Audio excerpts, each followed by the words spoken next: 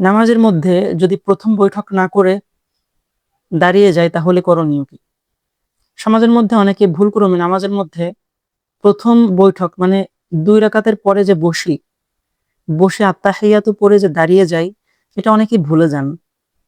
এক্ষেত্রে বৈঠক না করে সরাসরি ৩য় রাকাতের জন্য দাঁড়িয়ে যাওয়া এটা ওয়াজিব তরক হয়েছে। কারণ বৈঠক করা, তাশাহুদ পড়া এটা ওয়াজিব। আর যেহেতু ওয়াজিব তরক হয়েছে এজন্য সিজদায়ে সাহু দিতে হবে।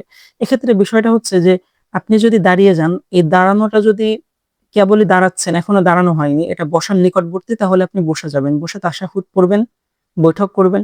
আর যদি সরাসরি দাঁড়িয়ে যান, একেবারে স্ট্রং দাঁড়িয়ে ভুলক্রমে, তাহলে আপনার আর ফেরত আসতে হবে না, ব্যাকে আসতে হবে না। আপনি দাঁড়িয়ে নামাজকে কন্টিনিউ করবেন, কিন্তু নামাজের শেষে সেজদায়ে সাহু করতে হবে, তবেই নামাজ শুদ্ধ হবে।